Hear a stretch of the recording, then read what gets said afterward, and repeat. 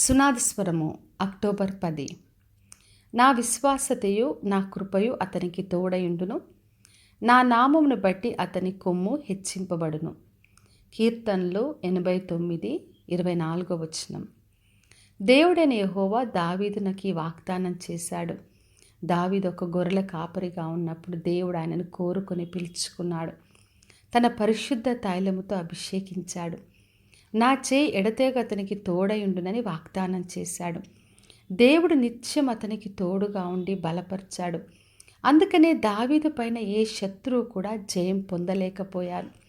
మరి శత్రువులందరినీ, విరోధులను అణిచివేసి, నా విశ్వాసతయు నా కృపయు అతనికి తోడయుండును, నా నామమును బట్టి అతని కొమ్ము హెచ్చింపబడునని వాగ్దానం చేశాడు.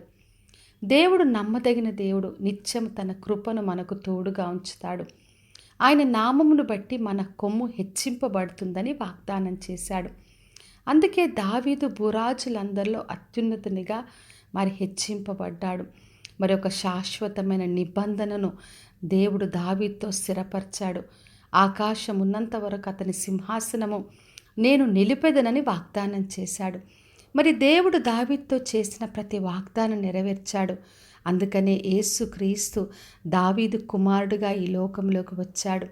మరి ఆయన పైన ఏ శత్రువు కూడా జయం పొందలేకపోయాడు. దావీదు కుమారుడుగా ఆయన ఎంతోమంది స్వస్థత, విడుదల కలగచేశాడు. మరి దావీదు యొక్క సింహాసనాన్ని నిత్యము స్థిరపరిచాడు. అందుకే ప్రకటన గ్రంథం 3:7 రాయబడింది.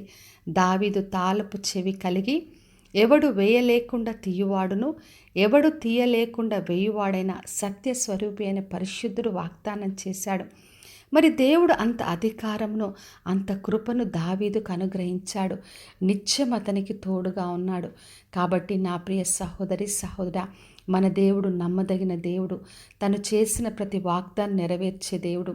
మరి నిత్యము తన కృపను మనకు తోడుగా ఉంచి మరి దేవుని నామమును బట్టి మనల్ని ఘనపరుస్తాడు. కాబట్టి విశ్వాసంతో మనం ఆయన్ని ఆశ్రయిద్దాం. దావీదుని ఏ విధంగా కోరుకొని పిలుచుకొని అభిషేకించి బలపరిచాడు, అదేవిధంగా మనల్ని బలపరిచి నడిపిస్తాడు. కాబట్టి విశ్వాసంతో ఆయనను ఆశ్రయించి ఆయన ద్వారా ఘనతను, మహిమను పొందుకుందాం. ప్రార్థన చేసుకుందాం. పరలోకమందున్న మా తండ్రి, మా దేవ, ఈరోజు ఇచ్చిన వాగ్దానం కొరకే వందనాలు. ప్రతి ఒక్కరిని దీవించి ఆశీర్వదించండి ప్రభువా. మీ విశ్వాసతను, మీ కృపను తోడుగా ఉంచి ప్రతి ఒక్కరిని కూడా ఘనపరచమని యేసు నామములు అడిగి వేడుకొంచున్నాను తండ్రి, ఆమెన్. ఈ శుభవచనము వినుచున్న ప్రతి ఒక్కరి జీవితంలో నెరవేర్చబడునుగాక. నేను మీ ప్రియ సహోదరి మంజులా చరణ్.